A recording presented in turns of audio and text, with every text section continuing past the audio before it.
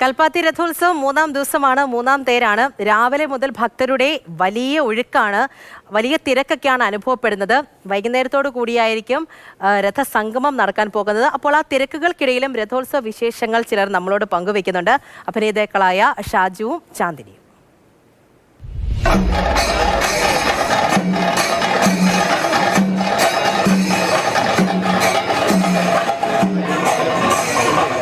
കൽപ്പാത്തി തേരിന് രാവിലെ തന്നെ നല്ല തിരക്കാണ് കൽപ്പാത്തിയിൽ അനുഭവപ്പെടുന്നത്. വൈകുന്നേരം ഇവിടെ വച്ചാണ് മഹാരഥ സംഗമം. എന്തെങ്കിലും മഹാരഥ സംഗമം മുമ്പ് കണ്ടുണ്ടോ? ഇല്ല, ആദ്യമായിട്ടാണ് ഞാൻ മഹാരഥ സംഗമം കാണാൻ ഇവിടെ എത്തിയത്. രാവിലെ മുതൽ തിരക്ക് അനുഭവപ്പെട്ടു തുടങ്ങി. ഭക്തരുടെ ക്യൂ നമുക്ക് കാണാനായിട്ട് സാധിക്കും. 10 മണിയോട് കൂടിയാണ് പ്രധാനപ്പെട്ട ക്ഷേത്രമായ വിശാലാക്ഷി സമേതം വിശ്വനാഥേശ്വര സ്വാമി ക്ഷേത്രത്തിലെ ഈ ചടങ്ങുകൾ ഒക്കെ തന്നെ ആരംഭിക്കുക. ഒരു മിനിറ്റ്, നമ്മുടെ അടുത്ത് ഒരു സിനിമാ താരം എന്തായിട്ടുണ്ട്. ഹലോ, എന്താണ്, സുഖല്ലേ? രണ്ടുപേരും രാവിലെ തന്നെ ഇറങ്ങി. നേരൊക്കെ കണ്ടിട്ട് നമ്മുടെ നാടിന്റെ ഉത്സവം എല്ലാ തവണ വരാറില്ലേ? ഇല്ല, ഞങ്ങൾ ഇത് കഴിഞ്ഞതിന് ശേഷം വരെ തിരക്കഴിച്ചിട്ട് വരെ.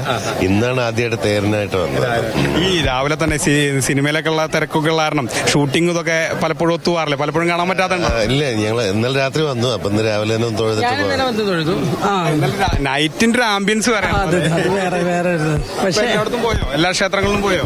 ഞങ്ങൾ വന്നിറങ്ങി ഇവിടെ തൊഴുതു. ഇനിയിപ്പോ ബാക്കി കവർ ചെയ്യണം. ഇന്നലെ സംഗമത്തിന് വൈകുന്നേരം ഉണ്ടാവും. അവിടെ വൈകുന്നേരം വന്ന് പെടാൻ പറ്റുമെങ്കിൽ തിരക്കിൽ കയറാൻ പറ്റുമെന്ന് അറിയില്ല. പക്ഷെ ഞങ്ങള് എന്താ പറയാ, ഞങ്ങളുടെ നാടിന്റെ ആഘോഷം ഞങ്ങളെല്ലാം മൊത്തത്തിലും ഏറ്റെടുക്കും.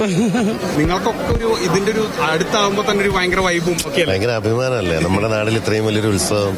മാത്രമല്ല, ഇന്ന് എനിക്ക് തോന്നുന്നു പണ്ടത്തെ പോലെയല്ല, ഒരുപാട് വൈഡാണ്. ഇപ്പൊ ഈ രാവിലെ തന്നെ ഇപ്പൊ നിങ്ങളെപ്പോലുള്ള എല്ലാ ചാനൽസും എല്ലാ കാര്യങ്ങളും ഒരു വലിയ മഹാസംഭവം പോലെ നമുക്കത് ഉത്സവങ്ങൾ ഒരുപാടുണ്ട്. ഏറ്റവും കൂടുതൽ ഉത്സവങ്ങൾ പാലക്കാടാണ്.